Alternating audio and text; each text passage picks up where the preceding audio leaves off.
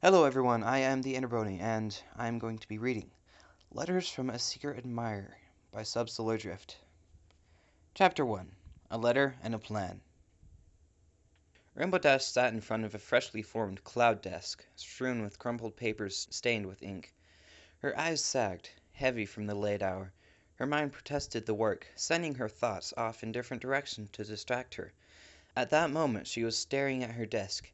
Even though she was a Pegasus, she still at times wondered about how condensed water vapor supported things. She knew it shouldn't be able to hold anything. Maybe it's enchanted, she reasoned. Shaking her head, she returned to her work, looking over what she had written. She remembered where she had been and returned to her work at a frantic pace, scribbling things out here or circling something there, making sure everything was perfect. She worked quickly, hoping she would soon get some much-needed sleep. The last week had been so chaotic, she could almost hear Discord's laughter from his statue in Canterlot. But before she could sleep, she had to finalize her plan and put the Mare-Do-Well fiasco behind her. The sound of her quill scratching at the paper filled the room as she worked, until finally, several minutes later, it stopped. She brought herself to her hooves and picked up the finished paper. She looked it over with reverence and triumph. "It's finally done," she laughed, her voice cracking slightly, dry from lack of use. Rainbow didn't need to talk often at home due to the lack of neighbors. It was a benefit of living in Cloud Home, but it was quite often too quiet, which led Rainbow Dash talking to herself. "My greatest creation," she cackled, slightly loopy from the late hour, but happy nonetheless. "My magnum opium." She frowned, her words not sounding quite as she thought. "Opium? No, that's not right." She thought for a moment, rubbing her temple with a hoof. "Orphan? Open? I know it starts with an O." She sighed with frustration. Whatever," she shrugged, deciding it wasn't important. Returning to her laughter, she continued. "I've made my sonic rainbow of plans." Taking full advantage of the moment, she let loose her evil laugh. She'd spent many hours perfecting it, as a good prankster must, and used it whenever she had the opportunity. "This will show them they can't make a fool out of Rainbow Dash," she cried, turning around to let the room bask in the glory that was Rainbow Dash. Her laughter cut short when she saw Tank looking at her with a deadpan expression, as if Dash talking to herself and laughing like a madmare was a common occurrence. "What?" she asked the tortoise, blushing slightly and pretending to look like she'd known he was there the whole time. Pausing a moment before speaking again, she sighed. "No, I'm not really that mad at them. I was being really braggy. Is that a word? Braggy?" She shook her head again, getting back to the conversation with her pet. "Not important. Anyways, I'm fine with what they did. I just can't miss this perfect opportunity to prank them. I wouldn't be Rainbow Danger Dash if I let this chance go." The tortoise just continued to stare. "Oh, come on, it's nothing that harsh. It's just a few harmless pranks," she groaned. At that, the tortoise seemed satisfied and slowly turned to leave. Rainbow Dash flapped back to her desk, scattering loose papers around the room, and looked over the plan once more. She gave it one final check to ensure that everything would be perfect. A yawn interrupted her work, and she glanced over at the clock. Deciding that she was just about done and whatever wasn't finished could be finalized tomorrow, she shut out the lights and retired to her room. That night, Rainbow Dash slept easily, dreaming of pranks with apple monsters, exploding cakes, main dye and shampoo bottles, a fake dragon costume tied to a bear, and a simple letter. 2 days later. High above Ponyville, the clouds drifted calmly through the sky, no pony paying them any heed. Why would they? They're just clouds. That was what Rainbow Dash counted on, as she lay comfortably on one of the many that spotted the sky. She grinned, full of nervous excitement as she trained her binoculars on the front of Twilight Sparkle's house. Her plan was coming together marvelously. She had ordered all the various supplies she would need to prank her friends, and had written the letter for Twilight. Now all she had to do was wait. For all of 15 seconds, Rainbow Dash managed to stay still until, at last, her body twitched, demanding to be moved, and expend the excess energy it had. Dash silently cursed the 3 espressos she had needed to function so early in the morning. Dash was not a morning pony. She shifted her position and tried to settle down again to focus on her friend's home. Her mind began to drift as she monitored the library for any changes, imagining what would happen when the unicorn woke up. After returning to the land of the living, Twilight would come out of her house for the morning paper and check her mail. There, she would find a letter addressed to her. Curious, she would doubtless open and read it, falling right into Rainbow's trap. The romantic letter from a secret admirer would be completely out of the blue, and just like a cat, her curiosity would be her downfall.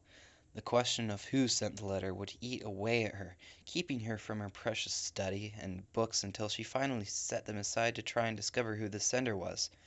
She would keep getting letters for a while until one day they would just stop. Twilight would never find out who sent them and would end up frustrated and disappointed, just like Dash had been when Mare-Do-Well had stolen her spotlight. Dash's brow furrowed. I guess I'm more bitter than I thought, she realized. Whatever, it's not like it'll hurt her. She won't find out who sent the letters, and that'll be that. She'll forget it and move on. Dash's stomach churned slightly. She attributed it to her nerves and shook it off. At last, the door she had been so closely monitoring opened. Out came Twilight Sparkle in her bedrobe, making Dash chuckle a little. She really wears that outside. Dash struggled to stifle her laughter, just in case Twilight could hear it. Just as planned, the unicorn grabbed the newspaper and opened up the mailbox, taking its contents and heading back inside. Phase 1 complete. Dash checked a box in her mental plan and flew to another cloud she had set up. Begin Phase 2. Here, she had a perfect view of Twilight's kitchen, every day without fail. She came into her kitchen, sat down with a cup of coffee, read the news, and checked her mail. Sure enough, in came Twilight, who took a seat and began to sort through her mail. Dash's hoof tapped impatiently. Come on, your mail can't be that interesting. Dash once again cursed the espresso she had drank that morning. Note to self, don't have more than one espresso over the course of an hour. At long last, Twilight got to Dash's letter. The Pegasus watched with bated breath as the envelope was opened, and Twilight levitated out the letter. She began to read, and Dash watched her face carefully. There was only one thing expressed there: confusion. After several seconds regarding the letter, Twilight's confusion turned to amusement. She shook her head, smiling, and the letter flew into a pile of red mail. Dash watched, dumbfounded. What? Dash's brain protested, unable to process the information it was receiving. What? Why did she just throw it aside? Slowly, the gears in her mind began to churn. Was something wrong with it? Is that why she just laughed it off? Dash closed her eyes and put herself in Twilight's horseshoes. She looked really confused when she read that letter. If I were an egghead, what would confuse me? Nothing came to her mind. Was it something I said in the letter? Dash thought back through what she had written. Dear Twilight Sparkle, I think that you're super amazing. You're cool, super smart, the hero of Equestria. You're incredible and one of a kind. I've been wanting to tell you this for a long time, but I can never work up the nerve when I'm around you.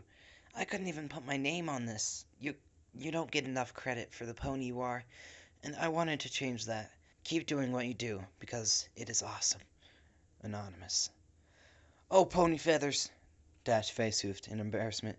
It sounds like a fan letter, not a love letter. Why did I assume that I knew what to put in a love letter? I've never done this before. I should have looked over what I'd written more carefully. She berated herself. Don't you remember? Her memory sighed. You were too busy thinking about how great it would be to get back at the others. You didn't think about what you put in the letter, you just wrote it. Dash groaned. Why can I never focus when I need to? Well, you were really hungry when writing those letters, and you were too busy focusing on finding somewhere to get some pineapple instead of making her letters good. Her memory chimed in. You've been craving pineapples a lot lately, it added, making her mouth water. Dash's stomach gurgled. You had to make me think about pineapple, didn't you? She growled at herself. All right, I'll just have to put in more effort and focus into the next one. She paused for a moment before adding an afterthought. And eat before I write it. She still felt unsatisfied. It'd be nice to know what I should put in a love letter, Dash considered, staring off into the distance for a moment. That's it. I'll do what Twilight would do and check out a book on love letters. She spread her wings and was ready to take off towards the library below her before she caught herself. Wait, I can't use the Ponyville library, but if I go to Canterlot, I'm sure I can find a book there that'll have what I need. Plus, I can get some pineapple while I'm there. Seeing no problems in this plan, she once again began to celebrate. My next letter is sure to be a success. She licked her lips. My revenge is so close, I can almost taste it. My next letter is sure to be a success. She licked her lips. My revenge is so close, I can almost taste it. She laughed as she took to the air and angled towards Canterlot. Or maybe that's just me imagining the pineapple. Later that evening, Dash stared at the stacks of books in front of her. She gulped at the 3 piles, all at least 10 books high. She sighed. The things I do for pranks. She groaned inside of her head. Having already been told to be quiet on multiple occasions, she grabbed the first book on the pile and set to work for what she knew would be a long night. Author's note. Well, here it is. My entry into the Twidash Group's contest. So far, this is good. So far, it's had a good build-up. That was Chapter 1 of Letters from a Secret Admirer by Subsolar Drift.